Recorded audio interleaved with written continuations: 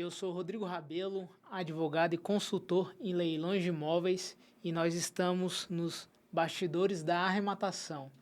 Aqui o negócio é falar sobre prática, né? Nós não falamos sobre teoria, é falar o que dá certo para evitar os erros e maximizar aí os nossos investimentos. E hoje eu estou com Gabriel Belém, o maior contador que eu conheço, um grande amigo, e hoje eu estou muito honrado, estou muito feliz em recebê-lo, porque ele é um amigo de infância, é um cara que eu admiro muito, que é extraordinário, e hoje a gente vai conversar um pouquinho aí sobre contabilidade, sobre arrematações e, no final, né, tem um brinde, que é falar sobre patrimônio no exterior, que ele é um Exato. especialista nisso. Gabriel, se apresente aí. Um grande contador, realmente, tem 1,88. Pô, brincadeiras à parte. Primeiramente, doutor Rabelo, meu grande amigo, privilégio estar aqui, é um prazer estar aqui com a galera aí. A gente conversar um pouquinho aí sobre patrimônio, arrematação, leilão, exterior, a contabilidade no geral. Estamos aí para responder a galera aí o que precisar. Qualquer dúvida depois também vocês podem escrever lá no nosso Instagram, facilite.co, facilite.co. Manda lá também que a gente ajuda aí no que for necessário. Boa. Antes de começarmos, eu vou lembrar algo aqui de um passado que lá por 2019, 2020, a gente teve um papo, né, num Sim. podcast onde você era o host, O host. e eu era o entrevistado, convidado, né, e conversamos sobre leilão já naquela época. E é uma satisfação. Nós estamos diariamente juntos ali, né, conversando, lidando com alguns casos, algumas situações. Somos sócios em alguns empreendimentos. E também viajamos juntos aí, né, para Sócios nas corridas nas também? corridas, né, nas maratonas, meia maratonas. Então, assim, mais uma vez é uma satisfação estar conversando contigo, Gabriel. Prazerzão, mano. Vamos pra cima. Vamos. E nós estamos aí num cenário onde temos nova legislação tributária, né? Temos uma reforma tributária que chegou para ficar, né? Já temos que nos adequar. E eu queria conversar contigo um pouco, primeiramente, sobre essas alterações, essas mudanças. E estou aqui com minha colinha, né, para não me perder também. A reforma tributária, ela muda algo diretamente na compra e venda de imóveis? Ela tem um impacto direto ou indireto na compra de imóveis? Bom, a reforma tributária, como um todo, ela vai ter impacto direto em quase toda qualquer operação financeira entre empresas ou empresa e pessoa física, né? Um B2B ou B2C, basicamente, isso aí vai ter impacto. A grande questão é a gente entender as regras, as exceções, né? Por exemplo, se a gente está falando aqui de pessoa física, né? Aquela pessoa física ali que compra um imóvel e revende uma vez ao ano, 2 imóveis ao ano ali, até que é tranquilo, não tem tanto impacto assim de cara. Agora, se aquela pessoa física, né? Se ele já começa ali, ele já compra 3 imóveis e vende 3 imóveis, ele compra 4 imóveis, vende 4 imóveis, ou, sei lá, ele compra 5 imóveis e vende 4, compra 6 imóveis, vende 5, né? Enfim. Ou seja, se ele passa já a fazer isso, entre aspas, de uma forma mais profissional, o que a Receita Federal entende? Você adquiriu 3 imóveis ou mais e vendeu 3 imóveis ou mais, em tese já se caracteriza ali uma atividade profissional, né? Então, no que se caracteriza uma atividade profissional, ainda que na pessoa física, é fator de incidência de IBS e CBS, né? Para quem ainda não está familiarizado com IBS e CBS, são contribuições, né? No caso, o CBS é uma contribuição, o IBS é um imposto, né? Imposto de bens e serviços e CBS, contribuição de bens e serviços. Ele veio, em tese, para adequar o Brasil a uma tributação global, uma tributação internacional, porque até então o Brasil era um único país, mas um dos poucos países onde não se tributava consumo de acordo com o IVA, né, que é o Imposto de Valor Agregado, ou VAT, em alguns países. Sim. Tanto que hoje, né, a Facilite, nós atuamos em vários países, então já estamos familiarizados, né, com a questão de crédito de IVA, né, cobrança de IVA, repasse de IVA. E o Brasil não tinha isso. Então, agora o Brasil querendo se adequar a umas regras de tributação internacional, veio inserir o IVA. E o Maravilha. engraçado é que ainda assim o Brasil consegue ser diferente. Porque nos países todos que a gente trabalha, todos os países que eu conheço hoje, existe um IVA. É um imposto de valor agregado. O Brasil vai ter dois, né? Que é o IBS e o CBS, né? Dois tributos, né? Diferentes. Mas, enfim, é uma ideia do Brasil para se adequar a isso. Então, assim, respondendo a tua primeira pergunta, vai impactar. Isso é um fato. Agora, a questão é saber como. Na pessoa física existe uma regra, na pessoa jurídica existe outra regra. E aí, talvez, nas próximas perguntas aí, a gente possa discorrer mais sobre essas regras. Mas, em resumo, entenda que a reforma tributária, ela sim, ela vai impactar qualquer operação de caráter mercantil entre empresas ou entre empresas e pessoas. Maravilha. Você já mencionou algo até que está fora do meu roteiro, mas que é muito interessante, é atividades em caráter mercantil. Né? Eu tenho clientes, por exemplo, que se tornam o que nós chamamos de arrematante em série, né? Uma pessoa que se especializa tanto no mercado de leilões que acaba, mesmo na pessoa física, arrematando vários imóveis num ano. E a Receita, assim, de modo geral, como é que ela vai fazer uma fiscalização? É claro que a gente ainda não sabe assim, o procedimento específico, mas como é que seria, em tese, uma caracterização nesse sentido de mercantilização de uma pessoa física que arremata muito? Legal. Para 2026, né, está previsto, ainda de forma gradual, a CIB, Cadastro Imobiliário Brasileiro. Então, a CIB, ela ainda não existe 100%, né, esse cadastro, mas ele está em processo de teste já em alguns municípios, e a ideia é que até o final desse ano, 2026, as principais capitais já comecem a aderir esse cadastro. E ele vai ser gradual, assim como a nossa reforma. Ou seja, o que é a CIB? A CIB é um cadastro único ali daquele imóvel, que é como um CPF, o CPF do imóvel. Então, a partir do momento que você compra um imóvel, independente de como você adquire esse imóvel, seja uma doação, seja uma transferência de bens, seja através de uma arrematação judicial, uma arrematação extrajudicial, ou simplesmente comprou, financiou. Quando você adquire um bem, um imóvel, agora, a ideia é que você passe a ter um CPF daquele imóvel. E aquele imóvel ele vai ter um número que ele nunca vai mudar. Se eu puder associar, eu vou associar ele ao IPTU, né? Que é o número de IPTU ali, que é um número de identificação ali do município. Então, ele é como se fosse um IPTU. Então, vai ter ali o CIB. No que tiver o CIB, um exemplo. Esse aqui é um imóvel, uma casa que eu comprei e o número de CIB dele é o número 123. E aí, quando eu adquiro este imóvel, esse CIB, ele automaticamente ele vai para um cadastro, para o meu cadastro na Receita Federal, onde a Receita Federal já vai saber que esse imóvel 123 é meu. Aí eu adquiri esse outro imóvel aqui, que é o imóvel número CIB 345.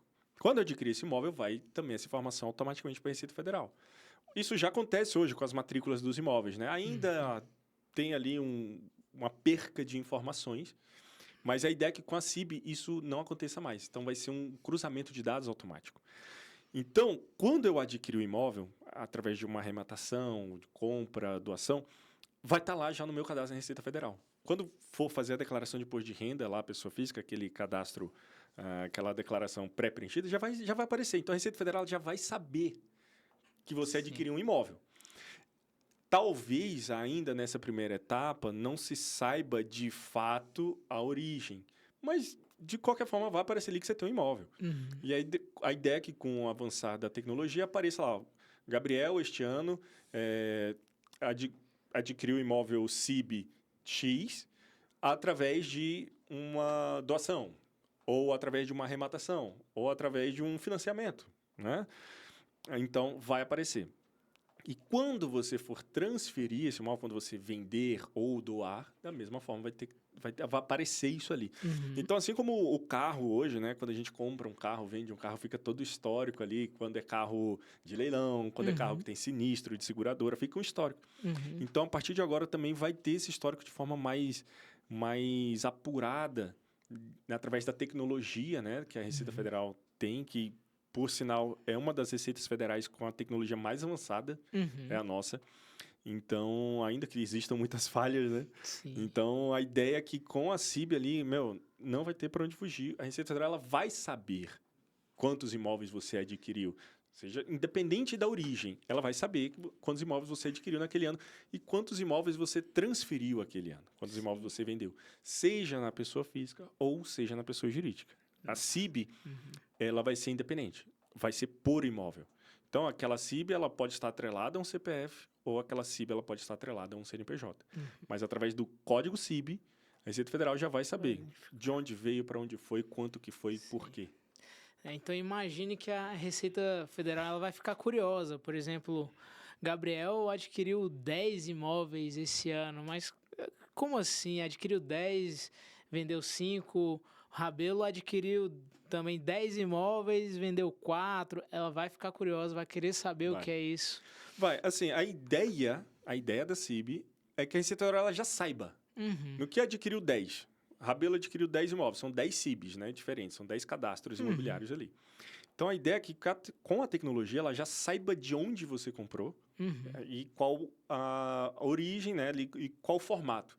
Pô, eu adquiri de doação, então ele vai saber lá, o Rabelo adquiriu 10 imóveis esse ano. 10 CIBs foram vinculados ao CPF dele, ou CNPJ, da holding dele, enfim. Desses 10, 3 foram de doação, 2 foram de sucessão, e 5 foram de arrematação, de leilão extrajudicial, ou leilão judicial, enfim. E aí ela já vai saber onde está o endereço de cada imóvel. A Receita Federal, com a CIB, vai saber quem mora em cada imóvel. Até isso a CIB vai trazer. Se aquele seu imóvel ele está alugado ou não, se é você que mora lá ou não, ou se ele está vazio ou não. Então, até isso a CIB vai trazer na informação ali para o banco de dados da Receita Federal. E vai saber qual foi o valor e desses imóveis que você movimentou, tudo já vai vir essas informações na CIB. Então, imagine, é algo que ainda nem está no radar de muitos arrematantes, muitas pessoas que adquirem imóveis, porque a partir de então, vamos ter que nos profissionalizar. Né? Todo arrematante ele vai ter que se profissionalizar, vai ter que buscar o contador dele para verificar qual a melhor forma legítima de pagar menos tributo, Exato, né? De organizar o negócio dele de modo que ele pague menos tributo. Exato. E o Brasil tem vários tributos, né? Entre contribuições, impostos. Tem demais. E a substituição do PIS, COFINS pelo CBS e do ICMS, do ISS pelo IBS, ela afeta as aquisições, as operações imobiliárias, né? Você já começou a conversar sobre isso, mas você falou sobre os aluguéis. Afeta? Então, sobre a aquisição em si, ela, no caso de arrematantes, né? Ela não vai afetar a princípio, né? Porque, em tese, você está arrematando ali judicialmente ou extrajudicialmente. Quando você arremata, em tese, não vai ter um impacto tão grande da reforma tributária ainda sobre isso. Então, por enquanto, não se preocupe com isso. A grande questão é o que você vai fazer com esse imóvel depois. Então, é aí onde o arrematante ele tem que se preocupar. Sim. Você está arrematando esse imóvel, esses 10 imóveis, para você alugar, você está arrematando esses 10 imóveis para você fazer um planejamento sucessório para os seus filhos, você está arrematando esses 10 imóveis para você revender, fazer o flipping, house flipping, enfim, seja o que for. Então, o processo posterior à aquisição é que vai ser muito impactado. Então, assim, a gente fez um post no Instagram do escritório fazendo uma analogia à Copa, né? Esse ano tem a Copa do Mundo, que vai ser em 3 países, uma estratégia diferente. E aí a gente até fez um post, tipo assim, quem entra em campo e quem sai de campo, a substituição, né? Justo. Então, esse ano teremos ali, né, PIS, COFINS e ISS, entre aspas, saindo de campo e IBS, CBS entrando para jogar em campo ali. Né? Então, essa substituição aqui é mais ou menos semelhante quando você compra o imóvel. Quando você compra o imóvel lá arrematante, você não paga ISS, você não paga ICMS, PIS e nem COFINS. Então, quando você comprar, você também não vai pagar IBS, CBS. Então, entenda, essa é a grande lógica.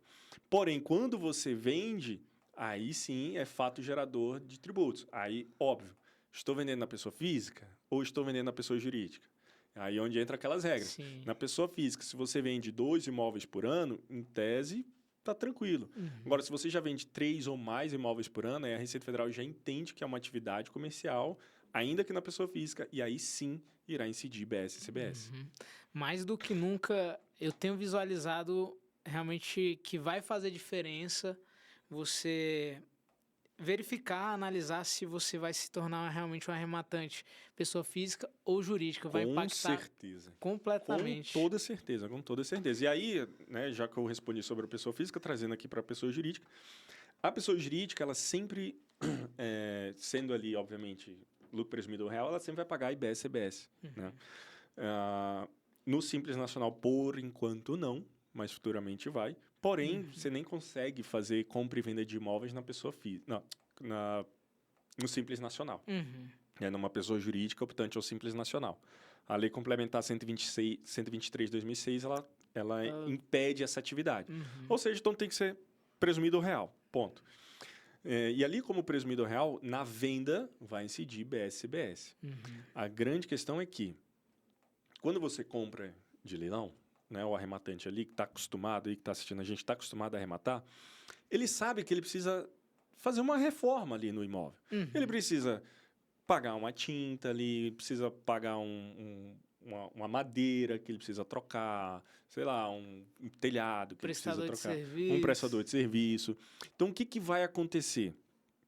Se ele... Aquele bom e velho serviço sem nota, o pedreiro lá... O pedreiro, não, sem Rodrigão, nota é mais barato. Eu te faço mais barato, que com nota é 5 mil, mas sem nota faça 3 mil a diária. Porque pedreiro, hoje em dia, meu amigo, a diária dele... o pedreiro tá ganhando mais que nós dois juntos. Então, esse pedreiro que te dá um bom desconto sem nota, para você não é mais interessante. Por que para você não é mais interessante? Porque na venda, ao você vender o imóvel, você precisa pagar IBS e CBS sobre a venda. Ao você contratar o serviço de um pedreiro, ao você comprar um produto, você recolhe crédito, você adquire crédito de IBS e CBS. Ou seja, se você comprou aqui tinta, madeira, serviço do pedreiro, você pagou IBS e CBS, você tem um crédito de IBS e CBS. Quando você vende o imóvel, você paga IBS e CBS. Ou seja, aqui você pagou, aqui você adquiriu. Depois você faz uma diferença entre eles, onde você pode ter um crédito. E aí, numa próxima venda, por exemplo, você abate aquele crédito que você tem. Então, se você compra produto sem nota, se você adquire serviços de um pedreiro, um eletricista, um pintor sem nota, na pessoa jurídica, para você vai ser horrível. E se for na pessoa física mais de 3 imóveis por ano, também vai ser horrível. Então, a grande questão que vai mudar é a profissionalização. Então, se você é arrematante não se profissionalizar até na contratação dos serviços, você vai estar deixando dinheiro na mesa. Então, assim, a reforma tributária, né, a incidência do IBS e CBS, ela já vai aumentar o custo tributário. Então, o custo tributário hoje, que é ali em torno de 8%, para quem faz ali uma operação dessa, ela vai já ali para uns 12%, 15%. Óbvio que depende de cada caso, é um caso, pessoal. Cada caso é um caso.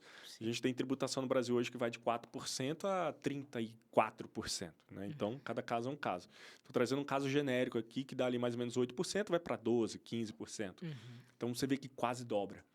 Então, se você não tiver inteligência tributária para se utilizar dos créditos, né, da contribuição sobre bens e serviços e do imposto sobre bens e serviços, pode ficar cada vez pior o teu cenário. Sim. Algo que eu tenho para mim como valor e ferramenta mental é que muitas vezes não adianta reclamar das regras do jogo. Nós temos que aprender a jogar com o jogo que está ali, né, com as regras que existem ali. Exatamente. E eu vejo que, apesar da carga tributária aumentar, né, nós vamos ter alguns benefícios, que é a profissionalização. Sim. Né, vamos ter prestadores que vão emitir nota, vamos ter ali materiais que vão poder ser abatidos, e quem souber lidar com isso bem vai conseguir transitar, né, se adaptar e se profissionalizar, como você mencionou. Exatamente. E sobre imposto de renda, né, o ganho de capital, que hoje é o tributo que o arrematante, né, paga, né, no fim das contas, né, ele faz toda a operação. Já existem arrematantes que conseguem ali algum tipo de abatimento com construções e tudo na quesito de contribuições, mas no fim das contas hoje o ganho de capital é o que o arrematante quer saber. Vai ser impactado com a reforma o ganho de capital, o imposto de renda? Show. O ganho de capital, quando a gente fala em ganho de capital, na maioria das vezes, né, a gente está falando do ganho de capital pessoa física. Porque o arrematante que já faz isso pela pessoa jurídica e o objeto social dessa empresa é a compra e venda de imóveis, ele, em tese, ele está fora do ganho de capital. A pessoa jurídica ela só vai entrar na regra do ganho de capital quando ela compra o imóvel e vende fora do objeto social, ou seja, com o teor de investimento.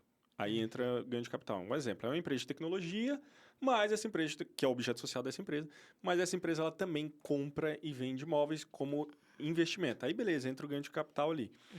Mas, no geral, os caras não fazem isso. No geral, ou é uma holding de compra e venda, ou ganho de capital ali, compra e venda direto na pessoa física. Né? Então, trazendo esse assunto direto ali para o arrematante pessoa física, que faz o ganho de capital, a princípio ele não vai ser afetado. Né? Essa reforma tributária, ela traz ali o IBS-CBS diretamente vinculado a PIS, COFINS, ISS e ICMS. Ou seja, não é citado imposto de renda, né, nessa primeira fase. A ideia é que numa segunda fase tenha-se ali alguma alteração no imposto de renda. Justo. Hoje, a nossa legislação de imposto de renda ela é maior que o nosso Código Tributário Nacional. Então, para você ter noção, nós temos um Código Tributário Nacional com tipo um volume X de páginas. Sim. E só a legislação de imposto de renda é maior que o nosso Código Tributário Nacional inteiro. Sim. Então, é um imposto hoje que o Brasil tem muita coisa ali envolvida. Então, assim, para mexer no imposto de renda, independente se ele é o ganho de capital ou não, para mexer na legislação de imposto de renda hoje, vai levar um tempinho. Mas já está previsto isso para a segunda fase da reforma tributária. Então, ou seja, hoje o ganho de capital ali, especificamente na pessoa jurídica, não vai ter impacto, por enquanto. Mas é aquilo que a gente falou. Se você já vende mais de 3 imóveis por ano, ou se você vende 3 imóveis por ano, automaticamente, além do ganho de capital, você vai ter que pagar IBS-CBS. Justo. E o ganho de capital hoje, ele até te permite abater ali o pedreiro, algumas reformas sem nota. Sim. Não é o ideal, não é o correto, mas passa. É. Porém, com o IBS-CBS, isso não vai ser possível, porque ele vai ser um sistema automático integrado da Receita Federal. Então, você não vai conseguir declarar uma despesa de um pedreiro se ele, de fato, não emitiu a nota. Justo. Então, assim, para aquele arrematante que mexe com 1 imóvel por ano, 2 imóveis por ano, beleza, não vai impactar em nada. Mas eu acredito que a maioria dos nossos ouvintes aqui já estão ali naquele processo de profissionalização, né? Já estão pensando ali, vender 3 imóveis por ano, né? Arrematar 3 imóveis por ano, 4 imóveis por ano. Que se a gente for botar na ponta do lápis, nem é tanta coisa, né? Sim. Você comprar e vender um imóvel a cada 3 meses é totalmente factível. Então, o ganho de capital não vai mudar. Porém, se você precisa ficar muito ligado nesse caso aí de mais de 3 imóveis. Né? Show. Vou te fazer uma pergunta no ponto de vista contábil. Que a gente conversou que caracterizando-se a atividade mercantil vai ser ele cobrado, inevitável, vai ser fato gerador do IBS e do CBS. Ao ser caracterizada essa atividade mercantil, ainda assim vai ser pago o ganho de capital junto com os dois? Exatamente. Por quê? O ganho de capital, ele vem da compra e venda de um bem. Né? Então, comprei esse bem aqui a 100 mil, dei uma reformada, gastei 50 mil. Ou seja, em tese ele me custou 150. Porém, o valor desse imóvel aqui é 300. Vendi a 300. Logo, eu vou ter que pagar ali o ganho de capital. Fecha a primeira janelinha. Fiz isso com um imóvel. Fiz isso com o segundo imóvel. Pago o meu ganho de capital. Vou lá, fiz isso com o terceiro imóvel. A Receita, opa, tu já fez isso 3 vezes esse ano. Então, isso aqui já é uma atividade profissional. Isso aqui não é mais um hobby. Então, queridão, seguinte, além do ganho de capital que você vai me pagar agora, também do terceiro imóvel, eu quero IBS-CBS dos outros 2 e desse aqui. Então, essa é a grande questão que precisa ficar atento. né? Então, se você for gerir, né, comprar e vender mais de 3 ou mais imóveis durante o ano ali, você, além do ganho de capital na pessoa física que você vai pagar, porque são legislações diferentes. Uma não anula a outra, uma não substitui a outra. Então, você vai ter que pagar o ganho de capital.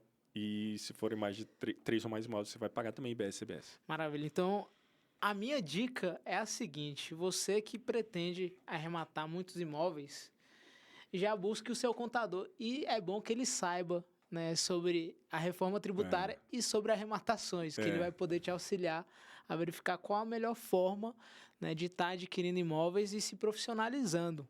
Exato. Você já mencionou alguns impactos, né, desses novos tributos na questão da venda dos imóveis. Existem outras coisas que que você lembra agora assim de cabeça que podem ser impactadas nas empresas que compram e revendem imóveis no quesito do IBS, ICMS e CBS, né? Tá. Perdão. Assim, no quesito de compra e venda, a regra, por enquanto, ela é muito simples. É isso, né? Talvez o que eu poderia trazer além disso é para as construtoras, por exemplo, né? Construtoras, incorporadoras, que hoje nós temos o RET, que é o Regime Especial de Tributação, que é onde você solicita para a Receita Federal, fala assim, ó, Receita, eu sou uma construtora, vou construir um condomínio aqui, para eu construir esse condomínio eu vou ter um gasto muito alto. Então, por eu ter esse gasto muito alto, eu preciso estar no regime especial de tributação. Traduzindo, tá, galera? De forma mais simples. Quando a Receita, beleza, está aprovado você ao RET. Neste caso, você passa a pagar apenas 4% sobre o faturamento. Então, excelente.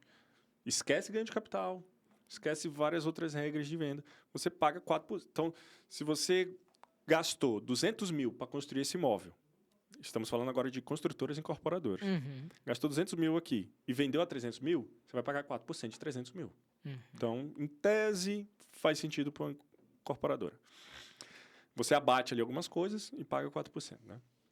Agora, quando a gente fala ali para o aluguel, né? Por exemplo, o arrematante que compra para aluguel. Boa. Então, o arrematante que compra para aluguel, né, que já é outro cenário, se ele aluga até 3 imóveis por ano e ele fatura menos de 250 mil por ano, menos de 240 mil por ano com esses imóveis, então vamos desenhar outro cenário aqui. Arrematei 5 imóveis esse ano de 2026. Coloquei os 5 para alugar. Os 5 tá me trazendo ali uma renda anual de 200 mil. Baratinho. Ou seja, eu tenho 5 imóveis e ganho 200 mil por ano com aluguel, não pago IBS e CBS. Eu pago ali meu imposto. Se for pessoa física, né? Pago meu imposto de renda e tal, tudo certinho, mas IBS e CBS não. Justo. Agora, a outra regra. Eu só tenho 2 imóveis, adquiri 2 imóveis. Esses 2 imóveis me trazem uma renda anual de aluguel de 300 mil por ano. 150 mil cada um. 300 mil por ano de aluguel. Sim. Nesse caso, também não preciso pagar IBS e CBS. Pago apenas ali um imposto de renda.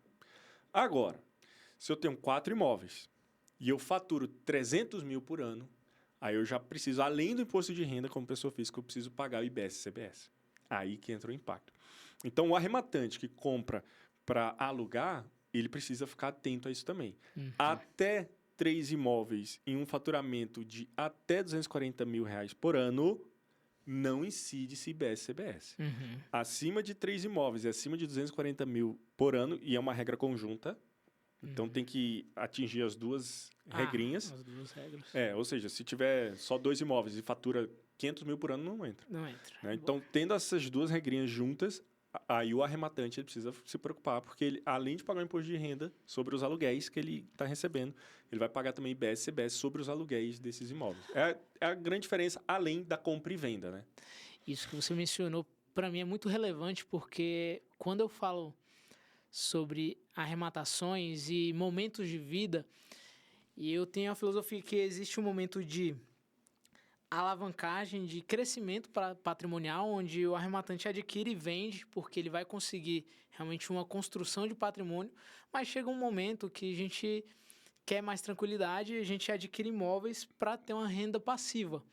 Exato. E eu conheço, sim, arrematantes, eu tenho clientes que têm muitos imóveis e têm muita renda com esses imóveis. Então, provavelmente ou certamente eles serão impactados com isso, a depender aí de quantos imóveis e quanto eles têm de renda.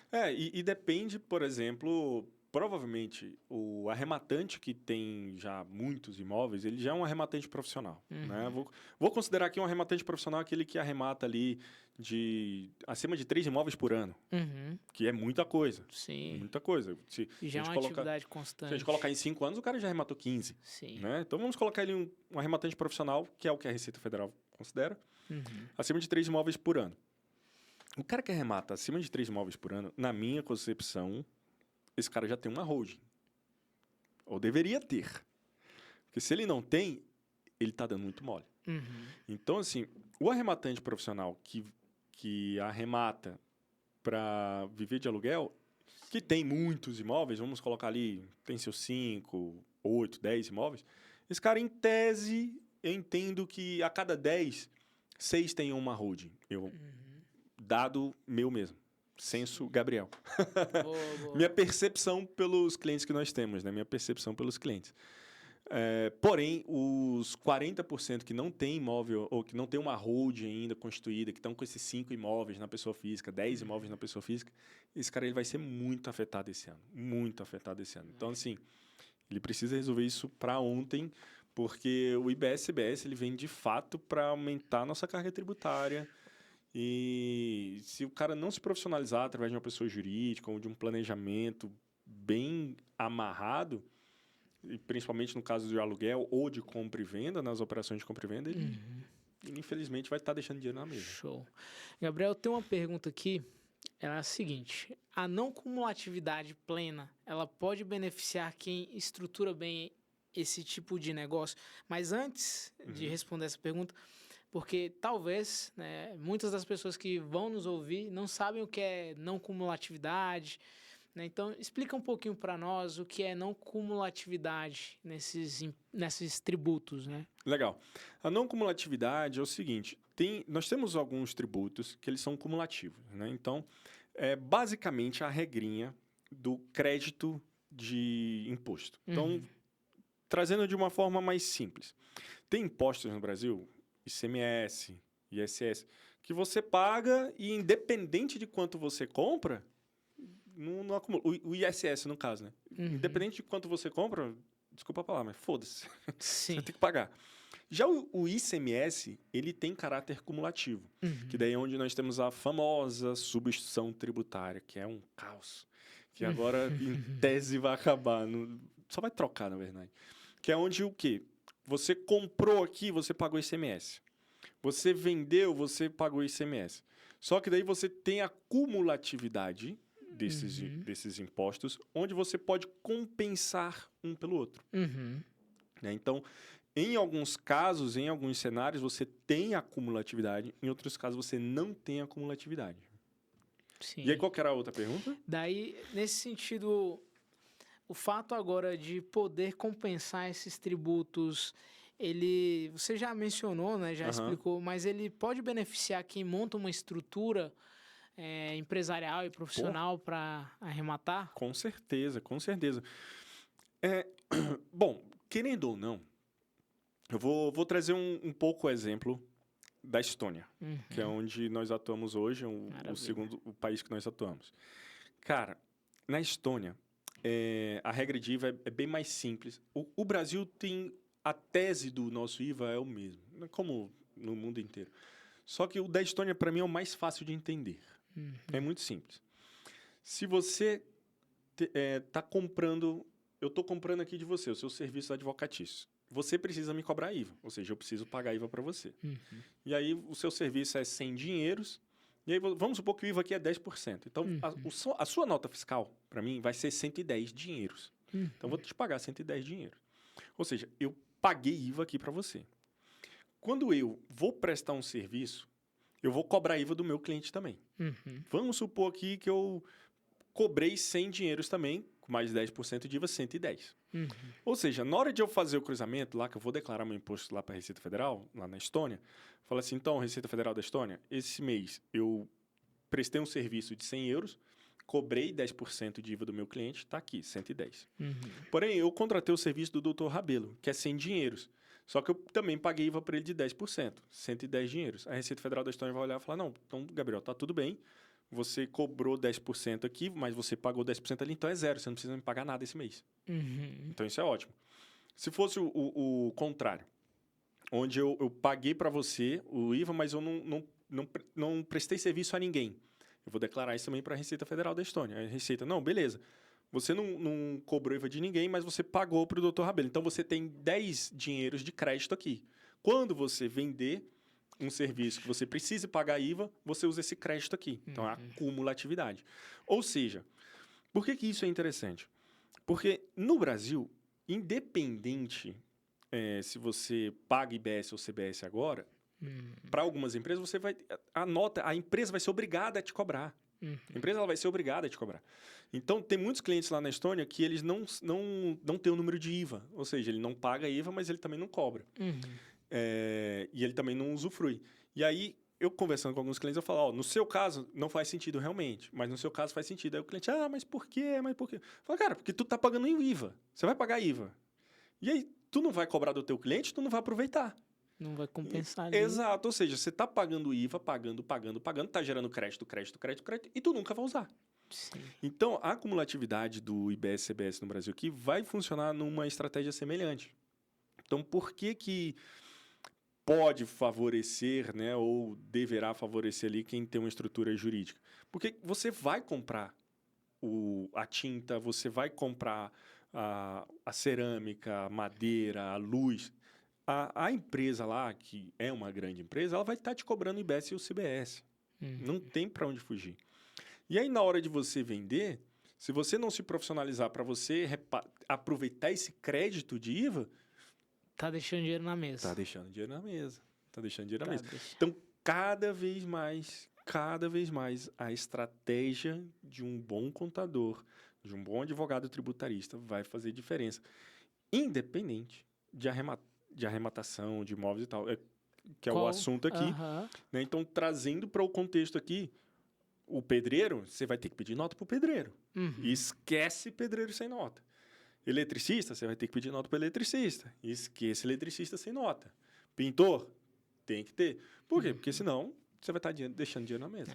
Por exemplo, se eu arrematei e estou precisando dos serviços de um contador, né, para estruturar a minha empresa, até que são serviços recorrentes, eu poderia utilizar essa nota do contador para abater eventual tributo na minha empresa? Legal. Aí é onde a gente tem que separar ganho de capital de crédito de IBS e CBS.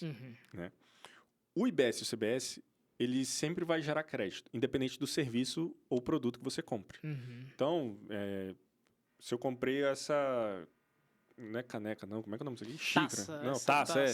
Se eu comprei essa taça aqui, eu vou pagar IBS e CBS lá.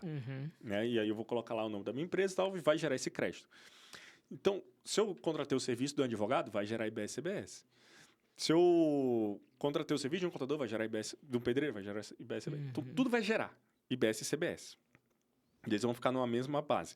O que vai diferenciar são os percentuais, as alíquotas que vão diferenciar. Então, independente do serviço ou produto que você compre, vai te gerar crédito de IBS e CBS. Você não vai abater no ganho de capital, na venda lá, não. O que você vai usar se você tem crédito de IBS, você vai gerar ali com o próprio IBS. Você tem crédito de CBS, você vai abater no próprio CBS. Então, tudo que tu for comprar agora, vai ser interessante você colocar o CNPJ na nota. Né? Diferente do CPF na nota. Vai ser interessante você colocar o CNPJ na nota, para quê? Comprou, gerou crédito. Vendeu, usa o crédito. Comprou, gerou crédito. Vendeu, usa o crédito. Entende? Então, vai ficar, assim, cada vez mais difícil você querer contratar empresas que não gerem crédito de IBS e CBS, como é o caso do Simples Nacional. Por enquanto, o Simples Nacional não gera crédito de IBS e CBS. Sim, esse é um fator que é muito interessante, né? Empresas do Simples não geram. Por enquanto, não. Por enquanto, não geram. Então, vai ser desestimulado. Existia um estímulo antes para que as pessoas entrassem no Simples, atuassem pela simplicidade de tributação, mas agora, pelo visto, vai ter, na verdade, um desincentivo para que as pessoas estejam simples e utilizem os modelos hoje mais complexos, Exato, né? que é lucro real e presumido. Fala um pouquinho para nós sobre essa questão, Gabriel. Como é que isso vai ocorrer num primeiro momento? No primeiro momento, Simples Nacional não gera crédito de IBS-CBS. Ou seja, eu, grande empresa, preciso contratar uma reforma. Sim. Vamos colocar assim, eu não quero me preocupar com pedreiro, com eletricista, pintor, com produto, nada. Vou contratar uma empresa que vou terceirizar. Se essa empresa for Simples Nacional, ela não vai me gerar crédito de IBS-CBS. Eu Então- sendo uma grande empresa. Sim. Agora, se eu contrato uma empresa, lucro presumido ou real, que gera crédito de IBS-CBS, para mim é melhor. Entendeu? Eu vou conseguir abater. É, então, pensando aqui como um arrematante, inclusive, se eu for contratar um pedreiro que é MEI ou que é uma limitada que está no Simples, ainda não é interessante. Eu vou ter que Ainda não é buscar alguém interessante. mais Exato. Desde especializado. que você, arrematante, seja pagador de IBS-CBS. Desde que eu seja Se pagador. você, arrematante, não for ainda pagador de IBS-CBS, aí você, qualquer Pode um continuar. serve. Olha Exato. aí. Porém, vendo isso, a Receita Federal prevê num futuro próximo aí, acho que no 28, por aí, não lembro a data exata, mas nos próximos 2, 3, 4 anos aí, o Simples Nacional ele vai passar a contribuir IBS-CBS. E aí ele vai começar a gerar crédito. Então, bom, tem essa conversa, ainda não sabe muito bem como é que vai ficar, mas em resumo, sim, vai desestimular um pouco a contratação de grandes empresas, de empresas menores, né, que é o Simples Nacional, o próprio MEI, porque, pô, não faz Elas sentido não eu vão. te contratar aqui se não vai me gerar crédito de IBS-CBS. Isso vai ser ruim nesse primeiro momento. Eles pretendem, entre aspas, corrigir isso futuramente. Vamos ver como é que vai ficar, né? Maravilha, Gabriel. E a reforma tributária, ela muda alguma coisa no ITBI? Cara, a reforma tributária em si não mexe também no ITBI, né? Como eu citei anteriormente, ela vai mexer em PIS, COFINS, ISS e ICMS. Exato. Ponto. Então, imposto de renda, contribuição social sobre o lucro líquido, ITBI, IPTU, IPVA, nada disso entra nessa regra. Então, em tese, não vai mexer. Porém, já tem aí alguns entendimentos, aproveitando essa reforma tributária, onde já pode-se, as prefeituras agora, elas podem cobrar o ITBI pelo valor de mercado. Então, as prefeituras elas estão atualizando as matrículas e tudo mais, e aí entra também a questão da CIB, onde eles vão atualizar o cadastro do imóvel com o valor de venda. Justo. Então, um exemplo, se o seu imóvel vale R$500 mil, e você declarar ali que a venda foi 300 mil, beleza, a prefeitura vai reconhecer como 300 mil. E aí você paga o ITBI sobre 300 mil. Show de bola. Só que os 200 mil tu vai receber como? Na maleta de dinheiro? É isso que você tem que entender. Então, agora, a reforma tributária em si não vai mexer nisso aí, mas junto com a reforma veio esse entendimento que agora o ITBI ele vai ser de acordo com o valor da transação. Justo. Né? Então, ele não vai ser mais sobre o valor venal, sobre o valor de matrícula, sobre, enfim, valor que foi, valor de IPTU, não, vai ser sobre o valor de fato da transação. Então, numa arrematação, se eu arrematei, um imóvel é R$500 mil, mas se eu arrematei a 100 mil, o ITBI vai ser sobre 100 mil. Se eu vendi a R$500 mil, meu cliente vai pagar, o cara que comprou o imóvel vai pagar o ITBI sobre R$500 mil. Muito bom, muito bom. Inclusive é um assunto interessante porque eu, como advogado, eu atuo em diversas causas de TBI. Nós temos mais de 5 mil municípios no Brasil, em vários municípios onde eles insistem nas teses, né, de avaliação, eles avaliam o imóvel ali, querem colocar um valor, às vezes irreal, né, para superfaturar, aumentar o valor ali da tributação do ITBI, né? Então, aparentemente, a gente vai ter um benefício nesse sentido, porque vai ser pelo valor da efetiva transação, né? A gente sempre bate nessa tecla, existe um julgado no STJ, né, que confirma isso. Eu tenho certeza que ainda vamos ter muita discussão judicial em relação a isso, a gente vai brigar bastante ainda, mas existe uma possibilidade de simplificar. Exato. Eu até peguei o celular aqui porque, eu postei um vídeo no Instagram dia 29 de janeiro que o GDF ele já publicou no Diário Oficial aqui que o ITBI agora no GDF ele passa a ser o valor declarado entre o comprador e o vendedor e não mais em tabelas genéricas do próprio GDF ou valores vinculados ao IPTU. Ou seja, o próprio GDF publicou, né, no final de janeiro aí, que a regra agora é essa. Justo. O GDF falou, então beleza, vendo esse movimento, tal, não sei o quê. A partir de hoje o GDF vai cobrar o valor que foi transacionado. Justo. Se é 300 mil, é 300 mil. Não importa se o imóvel vale 100 mil ou se o imóvel vale $500 mil. Claro. Se nós acordamos aqui que a venda foi 300 mil, o ITBI vai ser sobre esse valor. E aí, inclusive, o GDF até refez as alíquotas, né, de imposto aqui, que ficou, acho que 1% para quem está adquirindo o primeiro imóvel. Depois a gente pode verificar.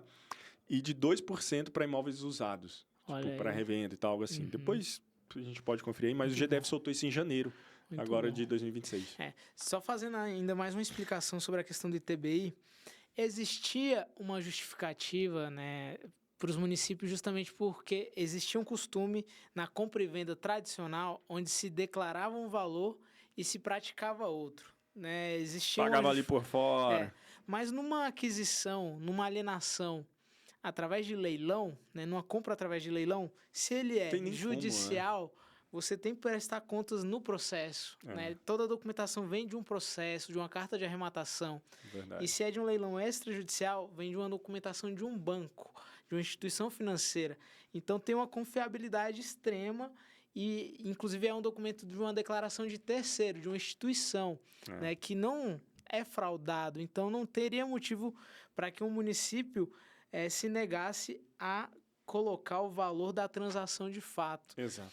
Né? Então, realmente muito interessante. Vamos acompanhar isso aí e verificar né, se os municípios, enfim, vão respeitar a legislação e fazer aí o valor do ITBI correto. Exato. E, Gabriel, vamos chegando ao fim e eu tenho que fazer um esclarecimento, pessoal. Gabriel acabou de chegar de viagem, né? Ele estava na África. Cara de morto.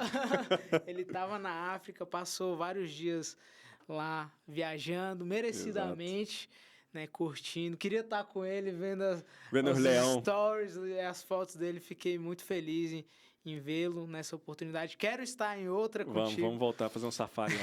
Vamos.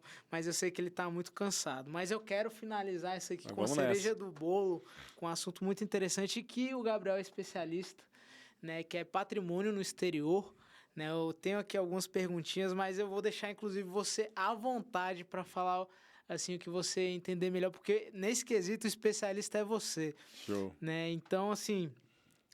Tenho certeza que temos muitos arrematantes que já adquiriram bastante patrimônio, que têm um patrimônio e querem entender, né, como eles podem, às vezes, investir no exterior ou deixar uma parte do capital no exterior, porque, querendo ou não, né, o mundo muda rápido, a gente tem visto acontecimentos geopolíticos assim, que nunca vimos na nossa geração. Né? Então, é sempre bom, né, ter segurança, não depositar... Uma blindagem. Uma blindagem.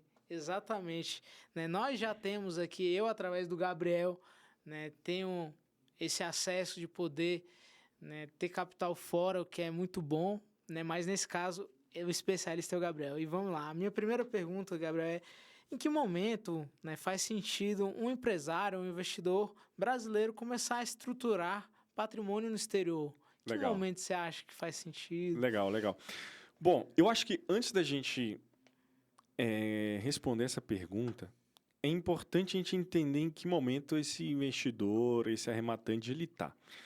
E aí, onde eu volto lá na regrinha dos 3 imóveis arrematados por ano, ou imóveis comprados e vendidos por ano.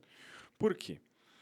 Cara, se você está no Brasil e residente fiscal aqui, tudo certo, com a sua família, suas empresas aqui, seus negócios, e você compra e vende imóvel, você arremata imóveis ali. Vamos colocar que você arremata 5 imóveis por ano, vende 2, enfim.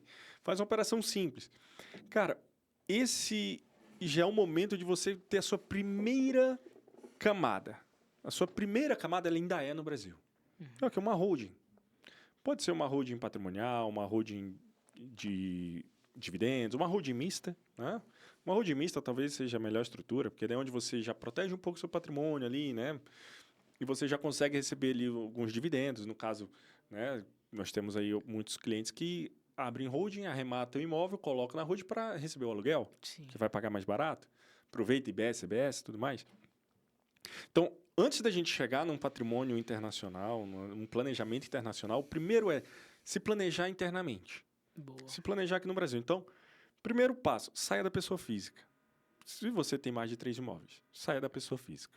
Que eu imagino que seja a maioria dos nossos ouvintes aqui hoje. E se ainda não é a maioria dos ouvintes, espero que seja muito em breve.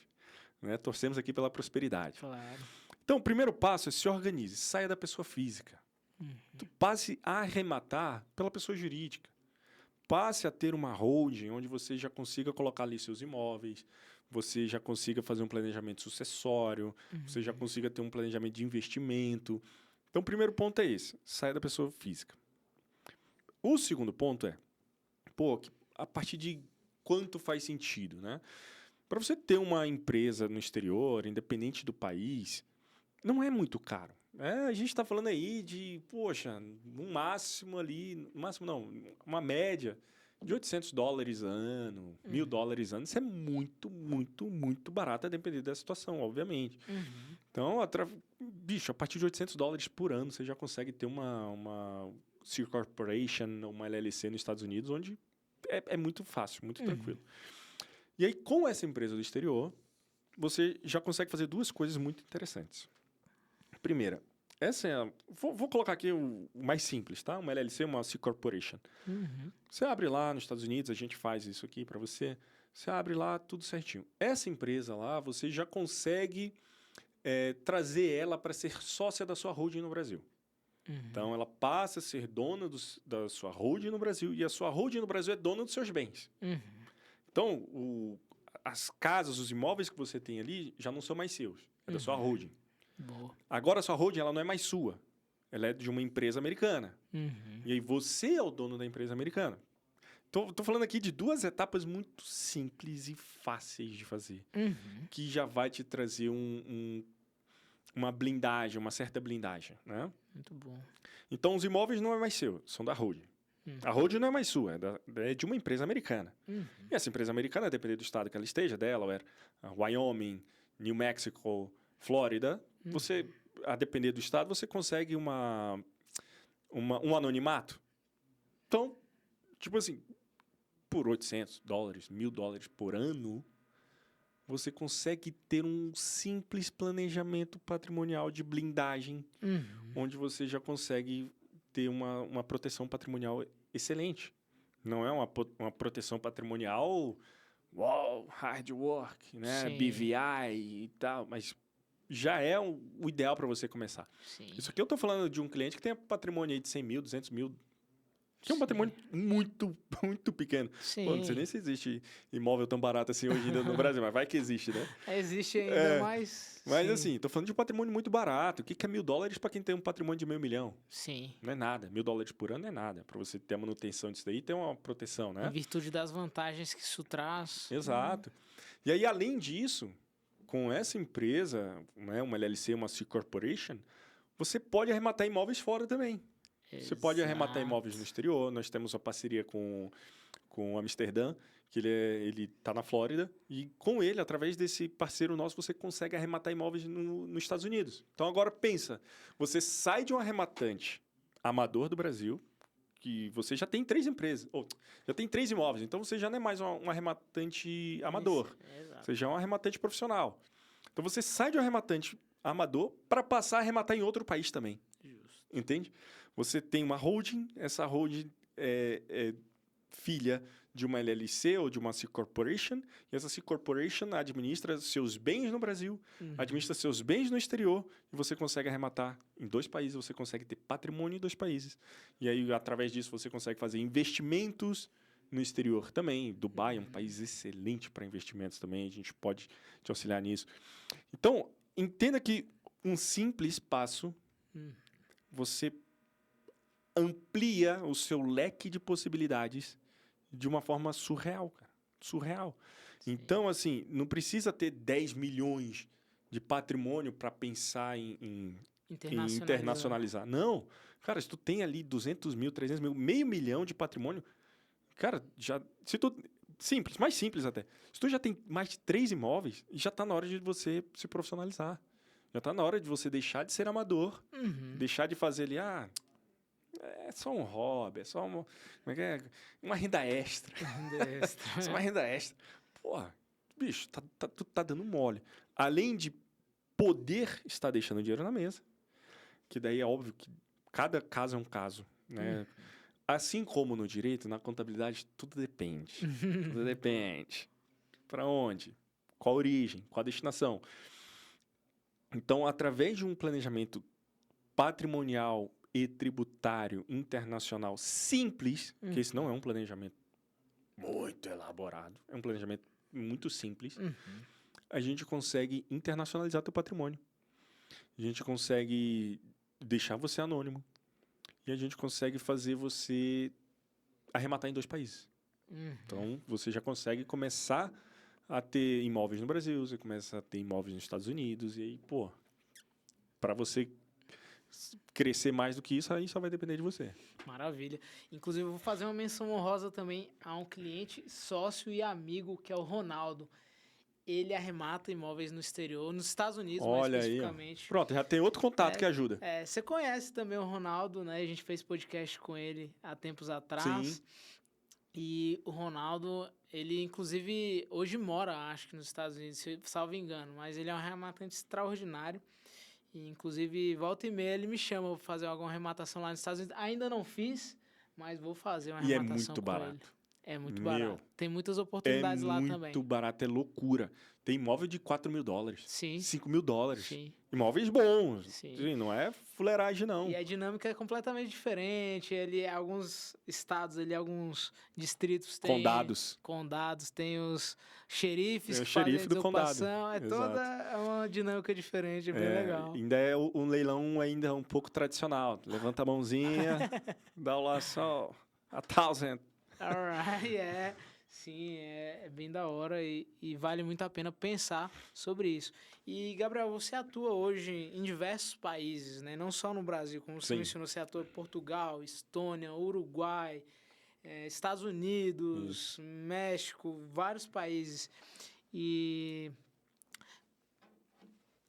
talvez ali cada país tenha uma especificidade e uma vantagem a depender do objetivo, mas... Na tua visão, em termos gerais, assim, para quem está vendo e tendo o primeiro contato com isso, quais seriam os melhores países para dar uma primeira pesquisada, uma olhada, para saber como internacionalizar? Legal. Aí a gente volta, depende, né? Volta aquela resposta, depende. Mas assim, trazendo para o objeto do nosso assunto aqui, que é a arrematação de imóveis, cara, se você mora no Brasil e pretende continuar morando no Brasil, sem dúvidas, Estados Unidos e Dubai são as melhores jurisdições hoje. Dubai, nós temos ali a Free Tax Zone, onde através de uma licença a gente consegue zerar seu imposto de renda para sempre. Né? Então é bem interessante. A depender da operação, tal, tem vários porquês, mas é excelente. O investimento é um pouco maior, mas é muito bom. Já Estados Unidos é um investimento mais baixo, precisa de um apurado mais específico. Nem sempre vamos conseguir zerar impostos nos Estados Unidos. Existe um mito, nos Estados Unidos você zera imposto. Calma, que depende. Então, assim, mas consegue reduzir consideravelmente a carga tributária. Então, no quesito patrimônio, né, visando proteção patrimonial ou investimento em imóveis, sendo residente fiscal no Brasil, Dubai e Estados Unidos. Seriam as 2 opções. Agora, se você tem a possibilidade de dar a sua saída fiscal do Brasil e, de fato, residir em outro país, aí eu colocaria Uruguai, aqui perto, é maravilhoso Uruguai. Paraguai, né? Muito se fala em Paraguai, mas Paraguai só faz sentido se você mora no Paraguai. Se você não mora lá, pode ser um tiro no teu pé. A gente esteve lá ano passado. Estivemos lá, inclusive, ficamos quase 10 dias lá. Sim. E aí eu fiquei estudando lá, inclusive, com o escritório da Glória Sosa, assessoria, inclusive um escritório excelente, assim, são os nossos parceiros lá. Então, Uruguai e Paraguai só faz sentido se você morar lá. Se você não morar lá, não faz sentido. Ah, mas no Paraguai a residência fiscal ela só renova você indo lá uma vez ao ano. Sim, mas se você continuar morando no Brasil, se você mora aqui mais de 183 dias, automaticamente você é residente fiscal aqui. E você passa a ser residente fiscal em 2 países, o Brasil tributa a renda internacional sobre dividendos. Desculpa a palavra, você está fudido. Então, não vá para o Paraguai ou para o Uruguai sem um bom planejamento tributário internacional. São excelentes jurisdições, desde que você decida morar lá. Beleza? E também, um terceiro país, se você for se mudar, eu colocaria também Dubai. Dubai também é um excelente país para morar, assim, ou para você colocar sua residência fiscal. E aí, Dubai é um coringa. Dubai é um coringa. Ele vai servir em quase todas as situações. Inclusive para aqueles que querem ser nômades. Olha Né? Aí, para quem quer ser nômade, Paraguai e Dubai. Porque daí você vai viver 3 meses num país, 3 meses em outro, 3 meses em outro, 3 meses em outro, 3 meses em outro. Aí Paraguai faz sentido também. Paraguai e Uruguai faz super sentido. Mas nenhum outro país faz sentido se você continuar residente fiscal no Brasil. Tá? Então, entenda isso. Para você arrematante que quer ter patrimônio no exterior, você tem que entender qual país é o ideal para você. Então, se você vai continuar morando no Brasil, Dubai, Estados Unidos. Se você vai querer se mudar para um país e morar lá, Uruguai ou Paraguai. Agora, se você tem um viés de nômade, quer ficar 3 meses num país, 3 meses em outro, Dubai ou Paraguai. Faz muito sentido. Show. Quero ampliar um pouquinho. E estruturação internacional, ela é apenas planejamento tributário ou envolve também, como você mencionou, proteção patrimonial e sucessória? Explica um pouquinho pra gente sobre... Pô, envolve muito mais do que isso. Envolve até nacionalidade, né? Então, tanto que eu tenho um cliente que ele é cliente nosso na Estônia, ele é cliente nosso no Brasil, cliente nosso na Estônia, cliente nosso em Portugal. E ele falou assim, Gabriel, eu quero ter uma segunda nacionalidade. Eu falei, cara, eu fui fazer um estudo para ele de planejamento de segunda nacionalidade. E aí, resumo da ópera, eu vou levar ele para Espanha, para Madrid. Então, vou levar ele e a família dele para morar em Madrid. E aí, através de um planejamento ali, numa primeira fase, 2 anos morando lá, ele já consegue solicitar a cidadania permanente, a residência permanente, mais 2 anos de burocracia em 3, vamos arredondar ali, em 4 anos, ele consegue ter o passaporte e nacionalidade espanhola. Olha. E isso não é porque, porque o vô dele... Não, nada disso. É uma legislação específica do governo espanhol. Então, isso está acessível a qualquer cidadão. Qualquer cidadão. Lógico que os países latino-americanos aqui, né, hispanohablantes, têm um benefício, né, por conta da língua e tudo mais, porque você tem que fazer uma prova de proficiência. E o Brasil meio que entrou nesse balaio aí. Né? Então, a Espanha considerou a gente ali um hispanohablante, digamos assim. Então, o planejamento tributário internacional... O planejamento internacional, não vou nem colocar tributário. O planejamento internacional ele vai muito além de tributário. Ele é tributário, ele é patrimonial, ele é de blindagem, ele é sucessório, ele é de segunda cidadania. Né? Então, vai muito além disso. Uruguai, se você é casado, né, e pretende investir em imóveis no Uruguai, em 5 anos você consegue o passaporte uruguaio. O passaporte uruguaio é um passaporte que tem livre acesso a muitos países. Também um passaporte bom.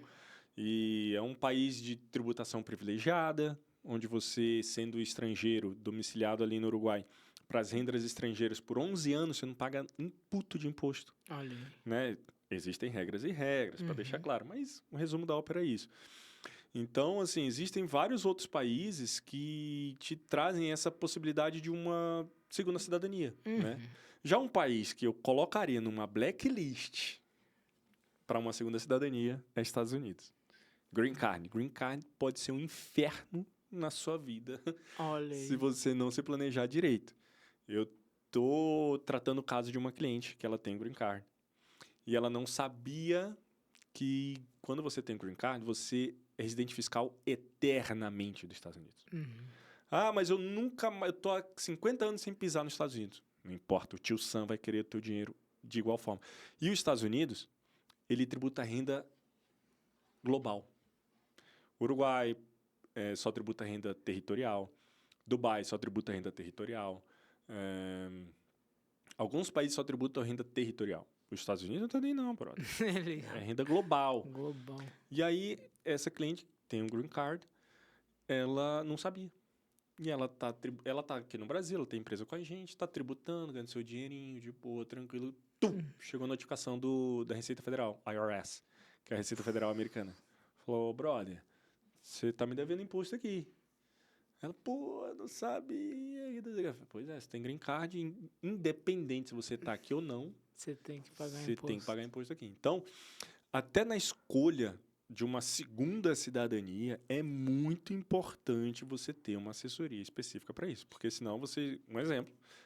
Casei com uma americana que eu vou pegar meu green card. Ou casei com uma americana que eu vou pegar meu green card. Porque green card é top, né? Todo mundo, no brasileiro, há uns anos atrás, tinha um sonho de ter um green card. Mas aí a pessoa não entende que, tu vai pagar imposto lá para sempre. E a carga tributária lá não é das melhores, não. Né? Então você tem que entender, cada caso tem um caso. E quando a gente fala em internacionalização, ela vai muito além de tributos. Justo. Vai sobre qualidade de vida, sobre residência fiscal, sobre sucessão, sobre blindagem, sobre segunda cidadania e tudo por aí vai. Show. Você começou a responder uma pergunta que eu tenho aqui, mas eu vou fazê-la porque ela pode ter outros aspectos também, né? Onde estão os maiores riscos para quem faz isso de forma amadora? E mais, quais são os erros que mais você observa nos brasileiros que tentam internacionalizar patrimônio? Cara, Maiores erros. eu acho que... Eu vou pegar um exemplo que agora tá muito hypado, que é o Paraguai. Tem muito brasileiro no Paraguai, mas muito mesmo. Tu vê os vídeos da fila da imigração, é loucura. E aí, não, porque eu vou pagar 1% de imposto, porque o Paraguai não tributa renda internacional, e não sei o quê. Cara, são dois casos muito específicos que a galera generalizou, que não tem nada a ver o cu com as calças. Sim. Então, por exemplo, esse é um dos maiores erros que eu vejo. E aí chega pra mim ali os clientes, não, porque eu quero abrir o Paraguai. Eu falo, brother, me explica teu caso. Aí ele me explica o caso. Eu falo, então, no seu caso, o Paraguai não é interessante. Não, mas é porque eu vi falando, o influencer falou que era bom. Eu falei, cara, não é o teu caso. Não, porque eu vi... então vai lá, então faz com ele, eu não vou fazer pra você. Aí vai lá, isso é um caso real. Sim. Pagou $5.000 pra essa assessoria. Sim. Aí a assessoria foi moda. Não, e detalhe, ele pagou $5.000, ele achou que, tipo assim, os $5.000 ali, ele já ia ter a empresa dele, a cidadania. Não, os $5.000 era só a consultoria. Para ele abrir a empresa e ter a cidadania, ele teve que pagar um prestador de serviço por fora, que a cidadania, que a consultoria indicou, que é uma galera boa ali, os prestadores de serviço. E aí, beleza, aí o cara abriu a empresa, pegou a cédula de identidade, a RUC, a residência fiscal. Show de bola. Só que aí o cara, com o passar do tempo, tá em débito com o governo do Paraguai. O governo do Paraguai tá atrás do cara. Ele, mas é porque eu pensei que não... Tu pensou, brother. Tu pensou. E aí, em resumo da obra, o cara chegou e falou, cara, assim, pelo amor de Deus, me ajuda, baixa a minha empresa, some com esses negócios do Paraguai, não quero mais saber de Paraguai. Por quê? Justamente porque vende-se um sonho de que você nunca vai pagar imposto, ou que você vai pagar 1% de imposto. Só que, cara, são casos muito específicos. E não era o caso desse cliente. Então, se eu puder listar os maiores erros que os brasileiros fazem, é ver algo ali na internet e tomar isso como regra geral. Tomar isso como regra geral e achar que o que serve para João serve para Carlos. E não é. Não é. Cada caso é um caso. O Paraguai é excelente para um caso específico ou para outro caso específico. Não é para todo mundo. Estados Unidos é maravilhoso tributariamente para um caso específico ou para outro caso específico. Para o resto é uma merda. Estônia é perfeita para um caso específico. Para Portugal, pelo amor de Deus, a carga tributária em Portugal é terrível. Mas para um caso específico, para outro caso, é perfeito. Dubai, Uruguai, e assim vai. Toda jurisdição ela vai ter um caso específico que é muito bom, mas vai ter outro que é muito ruim. Brasil, cara. Brasil, para alguns casos, é excelente tributariamente. É excelente, para alguns casos, é excelente tributariamente. Para outros casos, a maioria é uma merda. Então, é onde você precisa entender cada caso de cada jurisdição, para você não sair colocando sua residência fiscal em qualquer lugar, para você não sair solicitando um green card de qualquer jeito, né? Um exemplo aqui, uma analogia. Para depois você não ter que procurar alguém e, ai, meu Deus. Então, assim, pessoal, entenda se de fato aquele planejamento é bom para o seu caso. Procure uma assessoria A, assessoria B, assessoria C, ouça diferentes opiniões. Eu sou super a favor disso. Alguns clientes vêm fazer consultoria comigo e falam assim, é porque você já é o terceiro ou quarto que eu estou fazendo na consultoria aqui, estou ainda apurando os valores, depois eu volto a falar contigo e falo, cara, sem problema. E se você quiser, tome mais opiniões de outros profissionais também, que eu posso ter uma percepção que o Dr. Rodrigo tenha outra. E às vezes as duas estão certas ou as duas estão muito erradas. Ou uma complementa a outra. Então, cara, nunca tome como regra uma única consultoria. Ainda mais quando o assunto é internacional ou tributos. Ouça a opinião A, ouça a opinião B, ouça a opinião C. Pesquisa. Não vá apenas por videozinho de internet, videozinho de Instagram. Isso você pode estar dando um tiro no seu próprio pé. Boa. E onde estão, assim, em termos gerais, ou algum específico que você lembrar, onde estão as vantagens, né, para quem faz corretamente? Quais são as vantagens que você pode elencar, por exemplo, em internacionalizar nos Estados Unidos ou na Estônia? Legal. Ou melhor, se você puder, aí nos diga um ponto positivo de cada um desses países que você for lembrando. Assim. Legal. Vamos lá, começar aqui a América Latina. Boa. Brasil. Vamos começar com o Brasil. O Brasil é excelente para quem mora aqui e presta serviço para o exterior. Você tem desconto tributário, sua carga tributária pode ser 3%. Excelente. Ou até menos, pode ser 2%, a depender do caso. Uruguai. Uruguai não tributa renda exterior, só tributa renda dentro do Uruguai. Ou seja, se você for residente fiscal e morar no Uruguai, enquanto você presta serviço para fora, ou enquanto você tem rendimentos fora, 0% de imposto. Durante 11 anos, maravilha. Durante 11 anos. Depois desses 11 anos, você passa a pagar metade da carga tributária. Então, um exemplo, se for 10%, você paga 5%. Ou você pode optar lá por pagar uma alíquota fixa eternamente também. Justo. Né? Paraguai é muito bom para quem tem indústria. Né? Ficou muito famoso o caso da dona da Lupo. Ficou muito famoso, é excelente. Ou para aquelas pessoas físicas que investem no exterior. Por exemplo, invisto na Nasdaq, né, que é a bolsa de ações americana, ou invisto na bolsa brasileira, na B3, ou investe em cripto. É maravilhoso. Paraguai é maravilhoso para quem trabalha com investimento e vive de rendimentos. E vive de dividendos. Para quem vive de dividendos na pessoa física, Paraguai é excelente. Porém, você precisa ou residir lá ou viver como nômade. Porque se você faz essa opção e continua morando no Brasil, não faz sentido.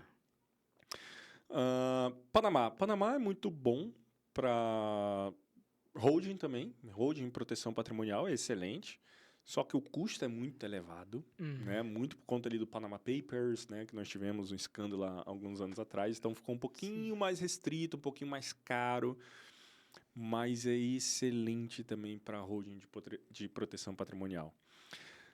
Estados Unidos é um oceano de opções, né? Eu vou colocar aqui algumas opções, como a hipótese de zerar a carga tributária. Existe essa hipótese de zerar a carga tributária. Anonimato, a baixo custo. Né? Então, tem estados como New Mexico que você consegue anonimato a $0. Né? Se você vai para Delaware, que é muito famoso, Delaware, para você conseguir um anonimato em Delaware é bem mais caro. É uma taxa adicional que você paga lá, se não me engano, de $700. Algo assim. Então, a depender do estado dos Estados Unidos ali, a LLC, uma C Corporation, uma Incorporation, é excelente também, onde você consegue reduzir drasticamente a carga tributária ou até zerar. Se não for muito bem feito esse planejamento, você vai pagar um imposto muito alto. Então, tem esses detalhes. Portugal é um país considerado ali um país fraco, digamos assim, dentro da União Europeia. Então, por conta disso, a União Europeia, o bloco econômico, manda recursos para Portugal para incentivar o empreendedorismo. Então, isso é bom, né? Se a gente olhar por um outro aspecto, isso é ótimo. Então, existem projetos como o Portugal 2030, onde você escreve um projeto, né? O meu escritório de advocacia especializado em arrematação de leilões é um escritório que usa energia renovável, que usamos processos 100% digitais, reduzindo a emissão de carbono e tal, né? Porque agora esse ESG está muito famoso, né? Então, você escrevendo um projeto com essa característica verde, digamos assim, você consegue ali de Portugal, do governo de Portugal, 80 mil euros, 100 mil euros, para você rodar a sua startup. E aí você se enquadra como startup, né? E aí o governo de Portugal, muito bom o seu projeto. Toma aqui 80 mil euros, toma aqui 100 mil euros para você rodar o MVP do seu projeto. Aí você roda o MVP do seu projeto. Deu certo? Aí você chega para o governo, governo, rodei o MVP, deu certo.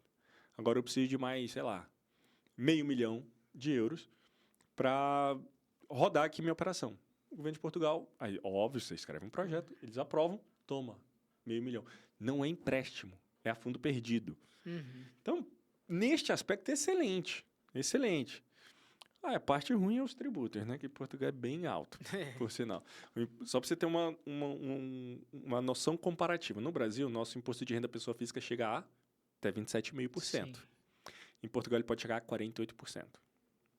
Só para você ter uma ideia. Óbvio que cada caso é um caso. Eu conversando esse dia com um cliente, ele disse, mas o custo de vida, a qualidade de vida em Portugal é muito melhor. Eu falei, então vai morar lá, pô. Por que você mora aqui e quer abrir empresa lá?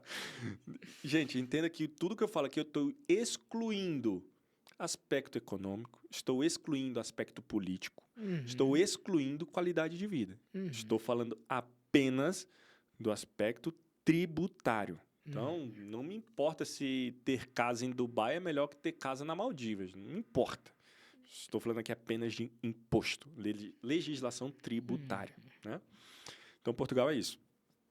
Estônia é maravilhoso para o prestador de serviço internacional. Né? Estônia, através do e-Residency, que é um projeto do governo da Estônia. Estônia é o país mais digitalizado do mundo.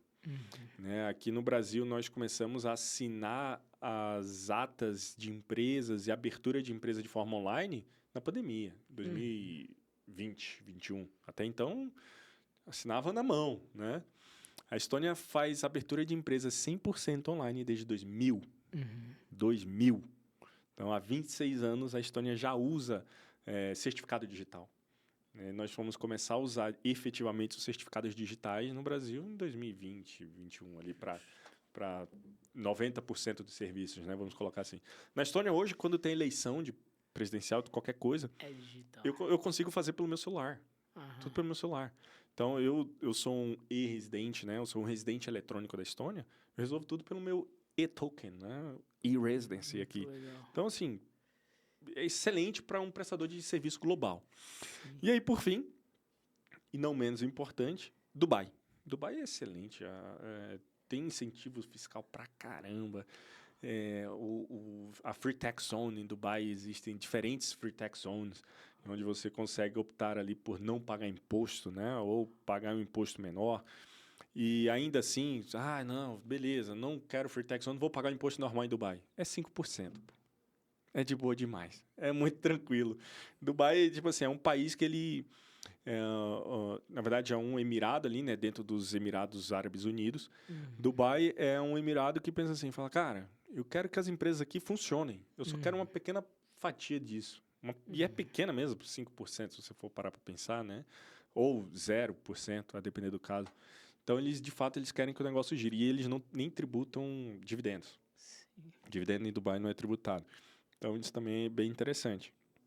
Então, cada país ali tem seus pós, tem seus contras, depende de cada situação. Tem peculiaridades, você estuda isso a fundo diariamente, né? Então não é qualquer um que vendo um vídeo de TikTok, de Instagram, que vai entender cada meandro, né? Cada situação ali sim. que vai poder ser aplicável e vantajosa. Mas eu quero deixar o pessoal curioso a respeito disso, porque a gente poderia falar horas sobre isso aqui, né? Gabriel tem muito domínio dessa questão, né? Mas vamos partir para o final, que eu sei que você está cansado. Suave. Mas, se for o caso, a gente conversa em outros episódios. Marca uma parte 2 aí. Marca uma parte 2, conversa mais. Deixa as perguntas aí pra galera aí, que a gente marca a Perguntem. parte 2 só com as perguntas. Exato, com certeza. E quero finalizar, Gabriel, com... Me veio aqui uma de... Só rapidamente, você viu alguma coisa lá na África do Sul de tributação? Não deu Cara, tempo? não deu muito tempo de eu dar uma investigada sobre isso. Foram dias intensos, Sim. fazendo safari e tudo mais. Mas por cima, assim, olhando, eu vi que o governo lá é um governo, assim, complexo. É. Complexo. Um governo complexo. Não aprofundei tanto, mas é um governo complexo. Entendi. Eu vi que a taxa de IVA deles é mais ou menos 10%.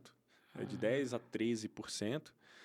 Assim como vários outros países tem o tax refund, né? Então, você compra um produto lá, no final, no aeroporto, você consegue fazer um tax refund. E aí, uma coisa que eu achei curioso. Muitos países no mundo, afora, Estados Unidos... Pô, pra onde que eu fui? A Colômbia, Espanha, Portugal... Muitos países no mundo afora usam o Global Tax Blue, que é um sistema unificado global de tax refund. A África do Sul tem um próprio sistema. Olha isso. Então, isso eu achei diferente. Eu falei, diferente isso aqui. Então, não adianta você, eu quero ter o refund aqui pelo Global Tax Blue. Não. Se você quiser ter o refund, é pelo nosso sistema aqui e só. E aí, até ano passado, se não me engano, eles te davam um cartão tipo um gift card, aqueles cartão de débito, assim, né, Sim. internacional. Então, sei lá, se você comprasse um equipamento a 100 dinheiros, ele tem lá Te dá 10 o dinheiro para te reembolsar. Ele te crédito, dava um mas você tem que- cartãozinho e você usava. Aí agora eu comprei uns equipamentos, aí fui fazer o tax refund lá e já mudou. Aí agora eles depositam na conta, eles mudaram o sistema e tal, eu já achei interessante, já foi um avanço, né? O tax refund antigamente ficava lá. Exatamente. Ele te dava um cartão e você gastava em qualquer lugar do mundo. Beleza, mas tipo assim, pô, que negócio arcaico, um gift card, né, de imposto, digamos assim. Mas agora não, agora eles depositam na conta. Então, tipo, não cheguei a aprofundar, mas é um país que me gerou curiosidade. E eu depois quero aprofundar um pouco mais sobre isso aí. Beleza. Vou finalizar com o seguinte. Com o aumento da transparência no mundo, né? A transparência global, fiscal, a troca automática de informação entre países, ainda faz sentido falar em blindagem patrimonial no exterior ou o jogo mudou? Não, faz sentido sim, faz sentido sim. Lógico, hoje em dia tá, de fato, cada vez mais nítido a diferentes jurisdições, o que fulano tem aqui, o que ciclano tem ali.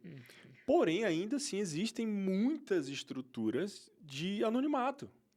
New Mexico, Wyoming, Delaware, o próprio Panamá, você pode solicitar um anonimato. BVI, Cayman. Então, existem ainda jurisdições, Palau, existem jurisdições onde você consegue, assim, um anonimato e, o governo brasileiro para chegar ali, ou governo qualquer para chegar ali, ele tem que ser, assim, tem que ser um caso de...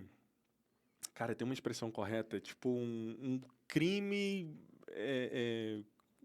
considerado mundial. Um exemplo, se a CIA, a Interpol estiver atrás de você, aí pode ter a quebra do sigilo ali, né? Sim. Mas se não for, se você não tiver Situações normais. se você não estiver fazendo nada errado... Muito errado. Muito errado. Cara, ainda existem ótimas estruturas para isso, né?